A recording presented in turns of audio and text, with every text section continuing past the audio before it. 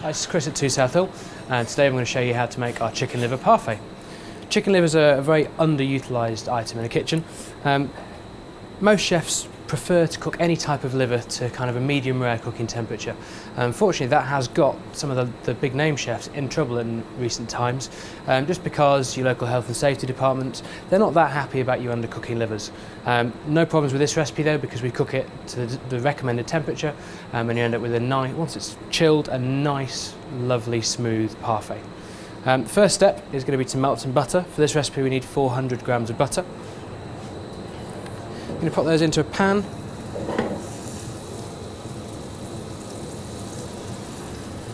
Slowly but surely, I'm going to melt that down.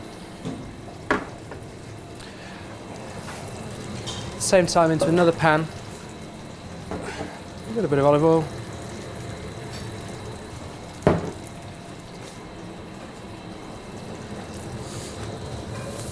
Insert off some shallots. Some salt and pepper. This is going to be all the seasoning you really use for this recipe. It's all going to go in here, so you probably need a little bit more than you were actually usually thinking. Also going to add some brandy, some port,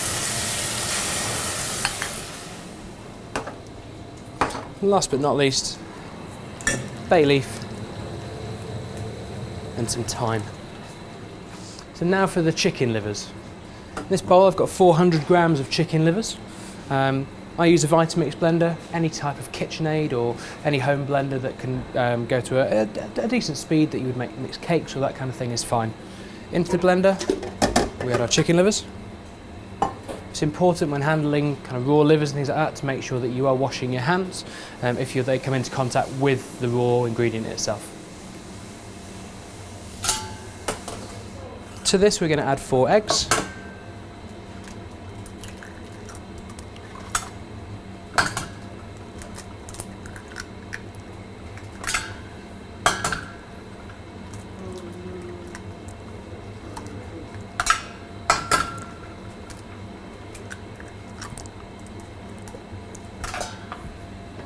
Put the lid onto the blender and on a low speed just start to mix those together.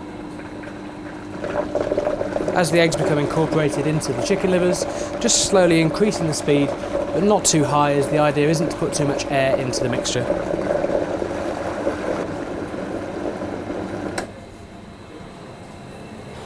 Back to our cooked ingredients.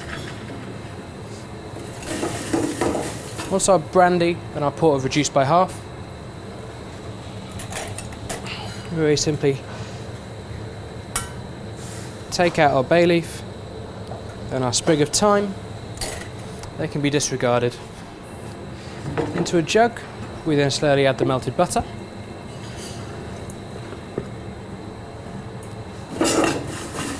And the shallots and the thyme. Removing the lid of the blender, starting again on its slowest speed. We're just going to slowly but surely add our mixture. Butter and thyme and shallots and the brandy and the port. As we go, just slightly increasing the speed just to make sure that our mixture is fine enough, but at the same time not to put too much air into the mixture. And pop the lid on, slightly increase the speed. It's now important to pass the mixture. This gets rid of any of the lumps, so you end up with a nice smooth consistency that we're going to set. So through the finest sieve that you have at home, you can also do this through muslin cloth or anything like that. We do it through what's called a chinoise. We kind of add the ingredients.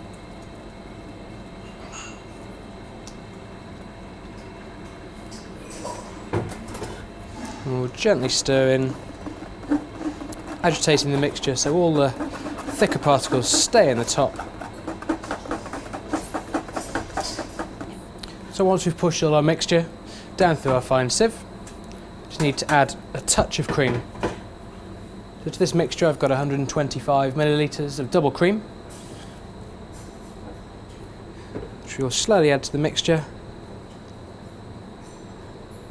while gently stirring.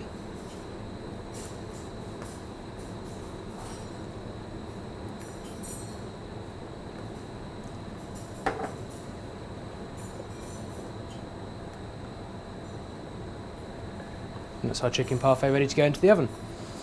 People cook it in different ways. You can do it in large parfait moulds. I actually use these small Kilner jars. And we're very simply and fill our Kilner jars up.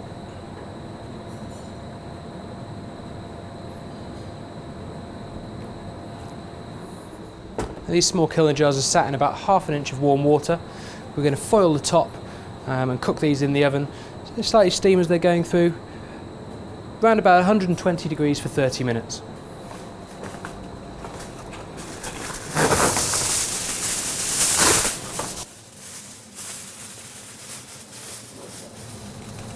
So now I'm going to place the parfait in the oven.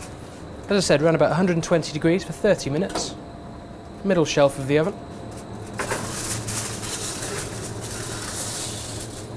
Place those in there, ensure the door's left closed, and we'll remove once the timer gets down to 0.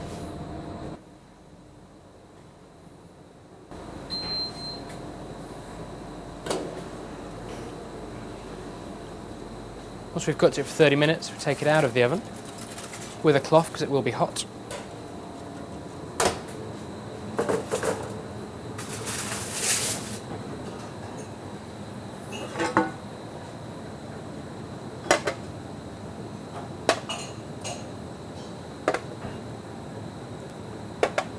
And pop them straight in the fridge to cool down.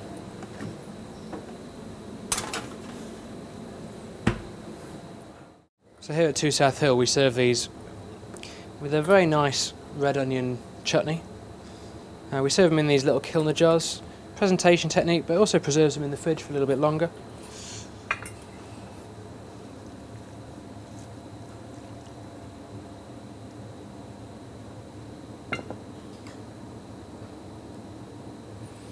Just with some lovely granary toast and a light salad of pea shoots.